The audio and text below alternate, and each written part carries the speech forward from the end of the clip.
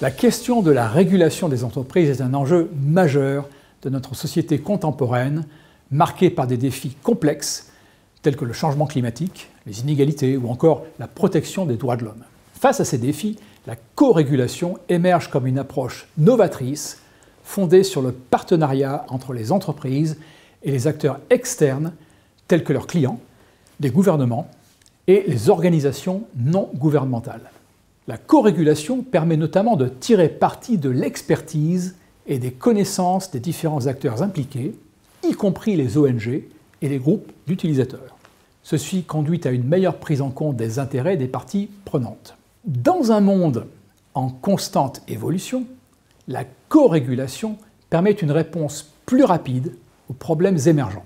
Les entreprises peuvent adapter leurs pratiques plus rapidement que les processus législatifs traditionnels, ce qui favorise l'adoption de mesures appropriées plus rapidement.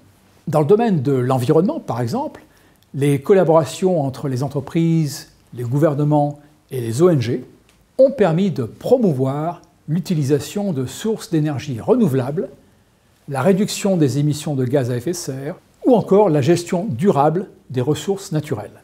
Dans le domaine social, des initiatives multipartites ont permis d'améliorer les conditions de travail, de lutter contre le travail des enfants ou encore de garantir des salaires équitables dans de nombreux pays sans intervention de l'État. Attention cependant, car certains critiques soulignent que la co-régulation peut être utilisée par certains comme une stratégie de relations publiques pour améliorer leur image sans réellement adopter des pratiques responsables. La co-régulation repose sur des engagements volontaires, ce qui peut entraîner un manque d'application ou de sanctions en cas de non-respect.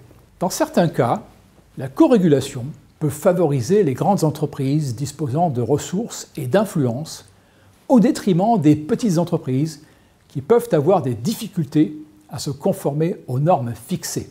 Mais dans l'ensemble, la co-régulation a mené à diverses initiatives louables, telles par exemple dans le secteur de la mode, la Fashion Revolution, qui regroupe des marques de vêtements qui travaillent à la transparence de la chaîne d'approvisionnement et réduisent l'impact environnemental de l'industrie textile. Dans l'agriculture, la RSPO, ou Roundtable on Sustainable Palm Oil, regroupe des producteurs d'huile de palme, des ONG et d'autres parties prenantes qui collaborent pour promouvoir des pratiques durables dans ce secteur.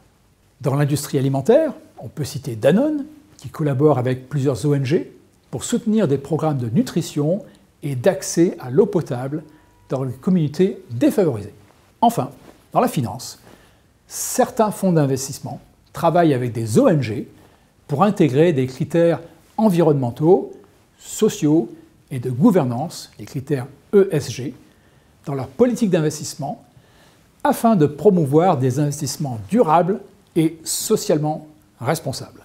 Tous ces exemples illustrent comment les entreprises peuvent collaborer avec des acteurs issus de la société civile pour renforcer leurs responsabilités sociales et environnementales et pour relever ensemble les défis communs liés au développement durable. En conclusion, la co-régulation offre une approche collaborative qui combine l'expertise des entreprises et celle des ONG pour trouver des solutions durables.